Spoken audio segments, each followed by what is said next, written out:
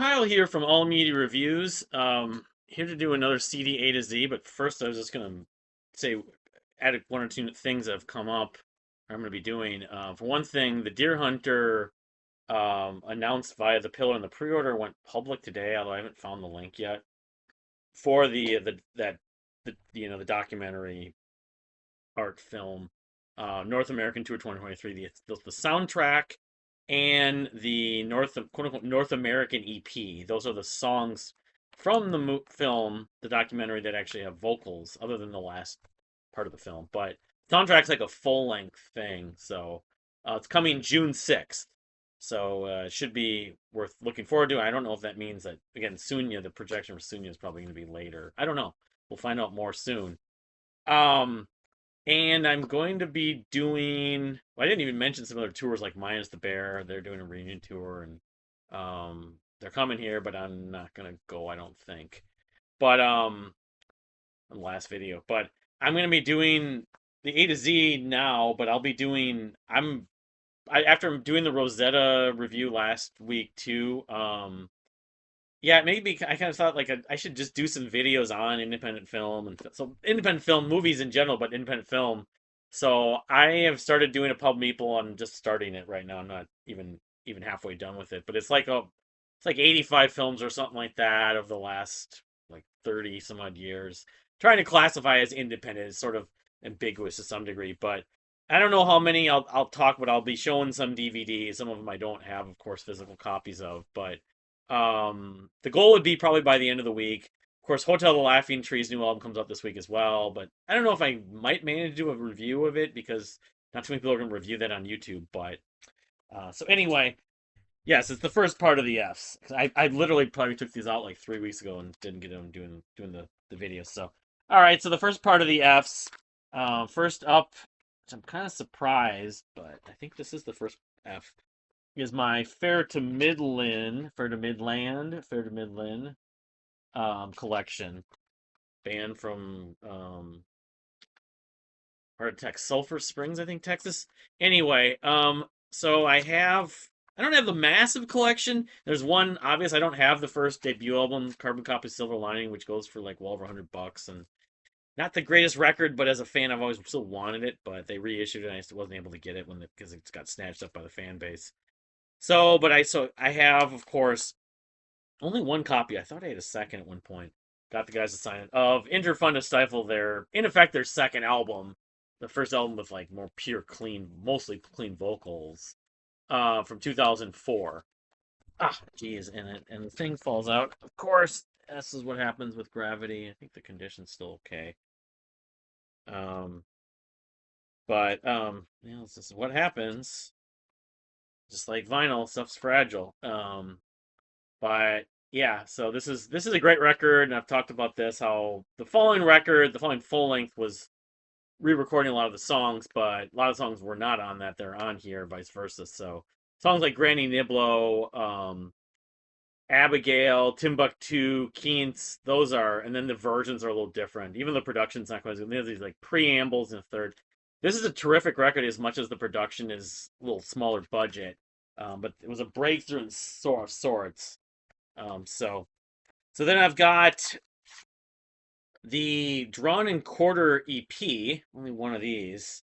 This is the first thing they had put out after I became a fan. Like this was the new thing that they had put out when I became a fan. I became a fan like November of 2006. And this has like a video, like a interview, like 12-minute video on it, as you can see.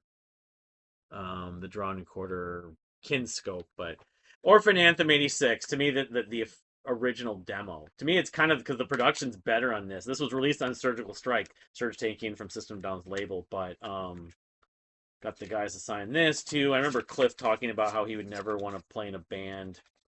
He'd never have Fair to Midland or even be in a band that didn't have Darrow as the singer, you know.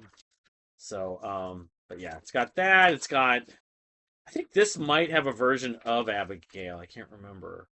And that's the thing, they're notorious. There's little quotes, but the lyrics are never in any of their albums. Kyla Cries Cologne, the demo, the Seafarer is not live, and then it has Abigail live. They really were better known as a live band. You know, it's sad to talk about in the past tense, but but their studio records were still good. Um, so then I've got an advanced like CD single of it's like an EP really. Fair to that says selections from Fables from a Mayfly. What I tell you that three times is true from 2007. I kind of say this came out actually after Fables from Mayfly came out. Fables from Mayfly came out May or June of 2007. I think this might have I might have got this afterwards, but yeah, it's got four of the great tracks. It's got Dance of the Manatee, their biggest song. Got a little commercial airplay and some trailers and stuff on movies. Tall Tale, Tastes Like Sour Grapes, Walls of Jericho, and April Fools and Eggman. So two songs that weren't on Interfund of Stifle and two songs that were re-recorded for Fables from a Mayfly. So then I've got, I think, at this point, I know I had several copies of this and I was giving them away. Still have the one. I thought I had more of Fables from a Mayfly. I have this on vinyl, of course, too. Got him to sign it. Brett. That sucks, the drummer. And again, the booklet has a lot of art, but it doesn't have the lyrics. A lot of cool art. I've always thought that, the movie Big Fish would go, but a lot of like, fables and tales and stuff like that. There's some videos that use some of like the Dance of the Manatee video. But they're very much of doing it's like art metal or heavy art rock. The whole artwork. I mean, it is proggy, a lot of keyboards, of course, but this is produced by David Bottrill, who did work with Tool and King Crimson, I'm Mother Earth, and Coheed and Cambria, and so many others that I love, even Dream Theater. But it's a classic. It still is their best, even though there's a little bit of sameness at times. I mean, so many songs I enjoy though. It's just the energy, the catchiness at points, uh, Daryl's vocals, and Walls of Jericho, Vice Versa, Wolf Descends Upon the Spanish Sahara, Upgrade Brigade, Kyler Christ. It's a tour de force. It was addictive as hell. Um, and I saw them play the whole thing live at least twice. 'Cause I saw them like 11 times. But so then I've got these are posts, so I'll just show. Then I have, of course, the CD copy. I never got the vinyl. Of course, I had some reservations about the production, produced by Joe Barresi, who had done some pretty unsatisfying production work with like Coheed and Cambria and some others. But this is their album, their second album, their final album, sadly, proper album. Arrows and Anchors from 2000. It was 2011. I want to say it came out kind of late in 2011, but it has a lot of songs I still think were well written. Amarillo Sleeps on My Pillow. Uh-oh, Ricky Tikki Tavi, Golden Parachutes. What was the one with chairs? Musical Chairs. That was the one they were trying to get on radio, like they played locally here. But I mean, if it could get remastered, I would totally go for it. But same thing. I don't think that they included the lyrics.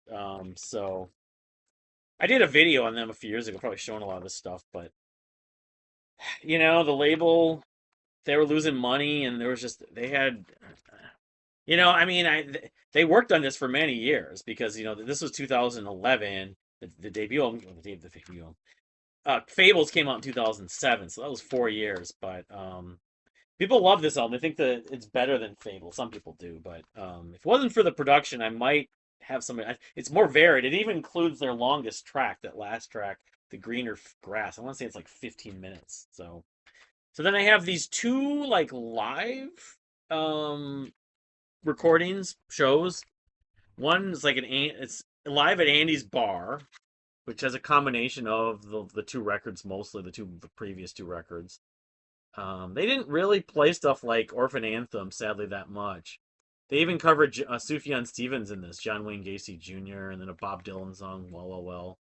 And Auntie and the Johnsons, Hope There's Someone? Hope There's Someone, yeah.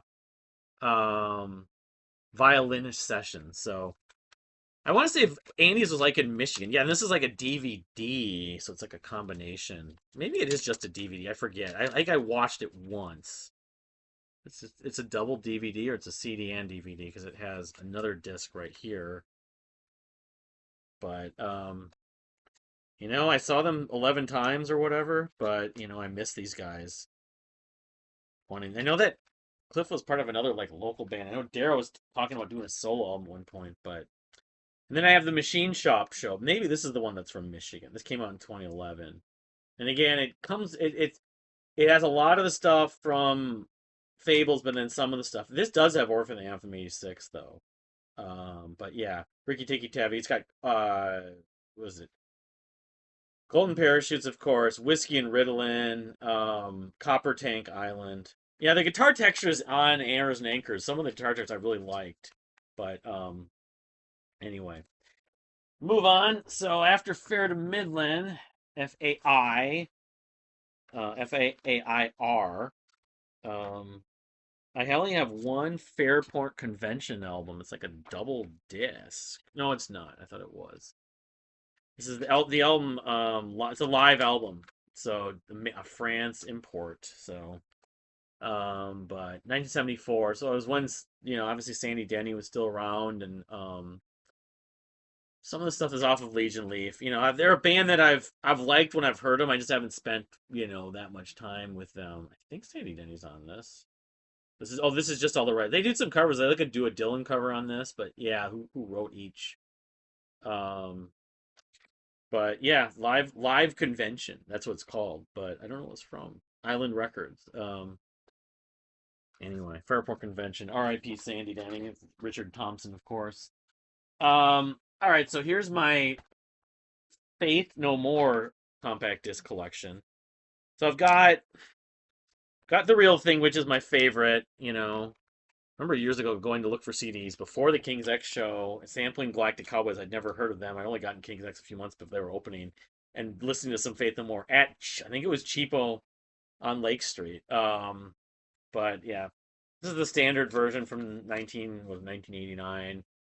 My favorite, Falling to Pieces, the title track especially. Of course, everyone knows Epic, Zombie Eaters, their cover of War Pigs. So then I have, I think do I have two versions of it? No, but I've got this remastered. I think I have a jewel case for the other one, but this is like a deluxe edition of Angel Dust, which I think comes with it. It may come with a DVD. Yeah, like Live in Munich 1982. Bonus tracks, yeah. To the DVD or just live, just yeah, it's just live stuff. It's just live tracks on the second disc, but outtakes and stuff like that. But yeah, I mean, I like this record. I like the real thing slightly more, but I appreciate the ambition on this record. There's a lot of highlights on this. It has the different versions of like Easy, a cooler version, the different remixes, Small Victory, live, yeah, live in Munich. So, um, and then I've got what is a maxi single of the tracks, songs to make, or of Easy actually, and it has. We're talking about Midnight Cowboy, their cover of Midnight Cowboy. Let's Lynch the Landlord, and this German song Day Schutzfest. But anyway, this came out in '90s. This is a single um, from Angel Dust, Easy. So anyway, I found this for $1 at Cheapo back in 2008 or something. It was like probably in the middle, my peak of my Faith No More fandom, even though I knew about them a decade before that, more than a decade before that. I remember Epic back in 1990 or '89. So then I've got Jason Faulkner's debut album on CD. I got this at Amoeba clearance for $2. Presents author unknown. I think it was like 1996. Obviously, after he'd left Jellyfish, long after like Spilled Milk. But um, this by some people's take is his best solo record.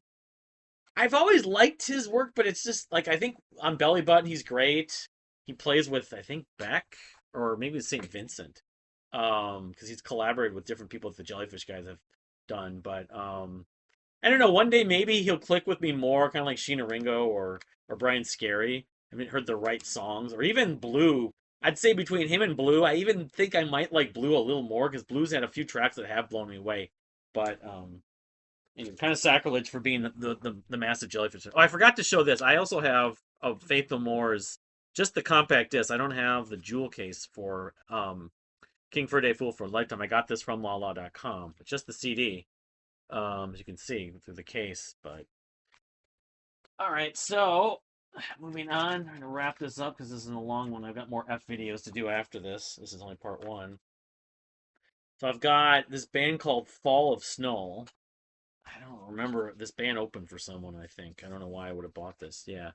Great meeting, talking to you. I wish I'd have to look at my concert history and maybe who they toured with. I don't remember if it was someone locally. I don't think it was. It might have been someone who like played with timbre. I'm thinking maybe one of the timbre shows I went to. They may have opened for them. I don't remember. I want to say it's kind of folky, artsy folk kind of stuff, but the album's called Right. Is that right? Yeah, that right. And this is the track list. Yeah, kind of budget, black and white, but it's very artsy in that sense. Right with a period. So, all right, I showed these in the Empire videos. I have the two of the three Far Less compact discs, and I learned that what's his name, Jared Draugen, played on one of their albums. This is their second album. I spent less time with. Everyone is out to get us from what was it, 2006? Far Less, sort of, you know, a little bit post-hardcore, but more sort of art rock, in the vein of Dredge or Hours, that kind of thing. And then A Toast to Bad Taste, which was, I think, the year after. And I know I got this, and I found out this is 2000, yeah, 2007. This one I liked more, well, from my memory, but yeah, they compare them to Dredge and Brand New, but yeah, good. Both are good albums. I'm glad I got them. Except the thing is, I forgot about the fact I'm still not. I'm lacking the actual disc. I have the jewel case. This should go on the missing list. Probably not a lot of money to find it on Discogs, but I had the jewel case. So, all right, this should have gone way before. So that's why I was thinking the order of some of this stuff was not correct. But going back to FAC rather, I have facing actually the face list. The face list would be first. Yes, the face list.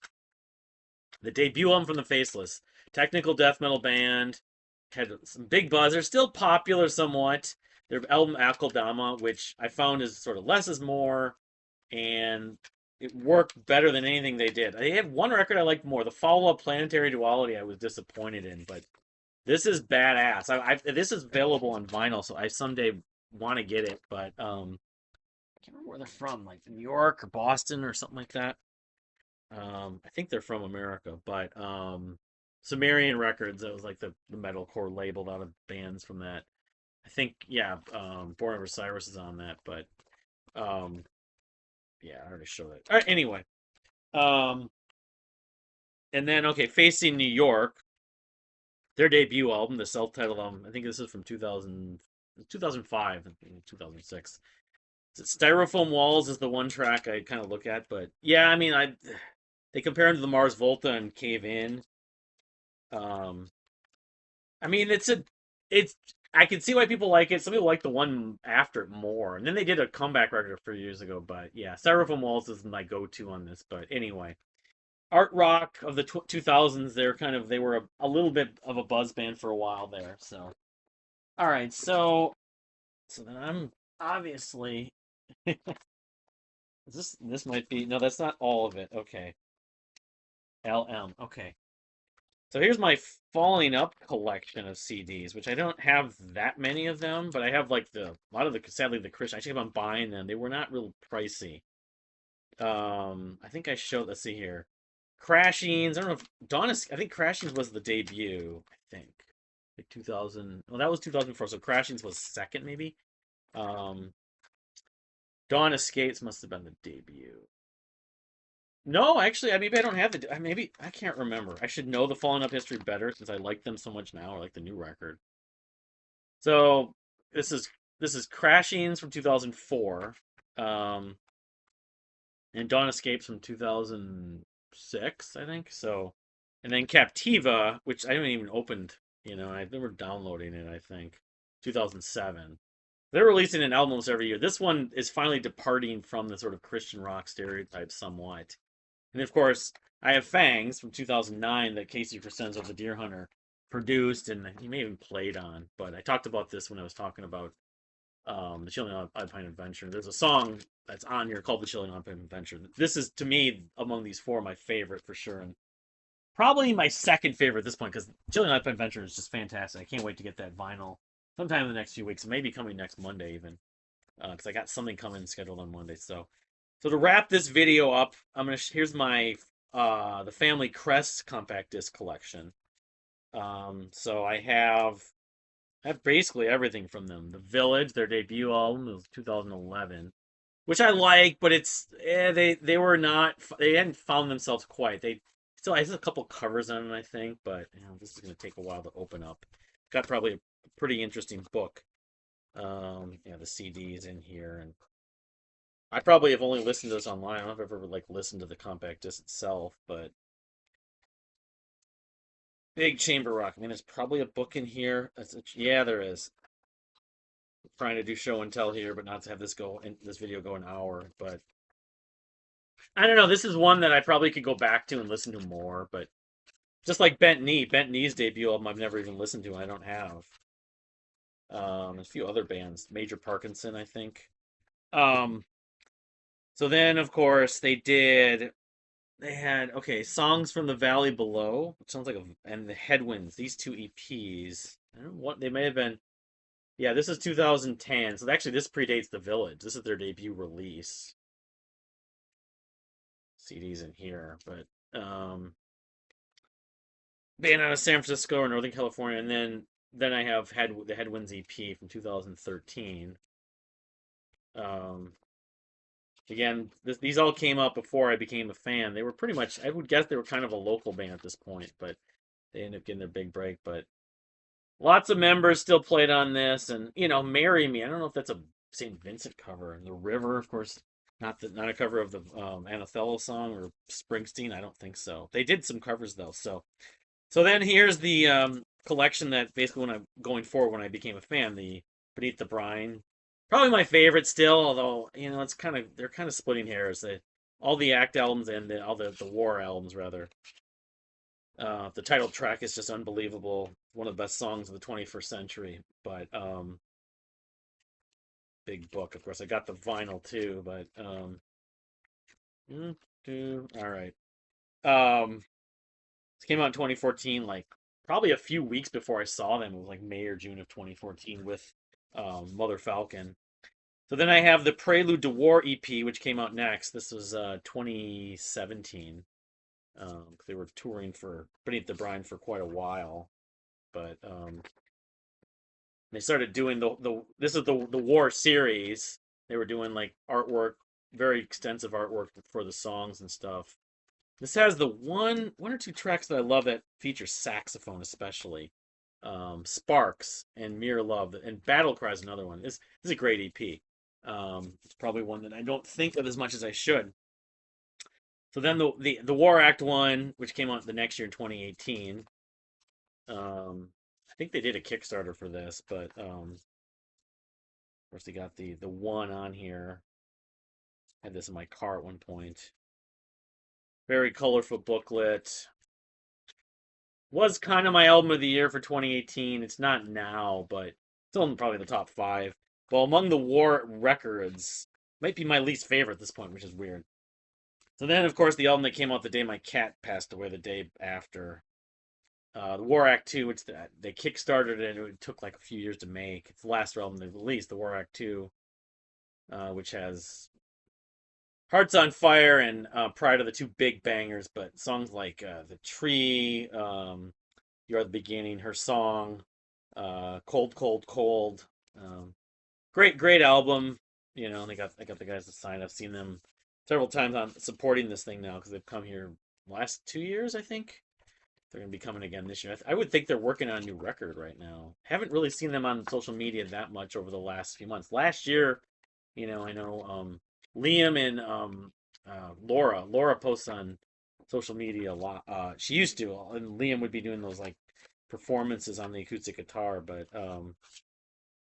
I don't know if it's gonna be another War record. But now it's been almost 3 years since the album came out, in May of 2022. So, but that's about it for the first part of the Fs. Thank you for watching. I'm gonna get to the other Fs later this week, hopefully. But I got that big independent film ranking video I'm looking forward to making. But thank you for watching. We'll see you next time.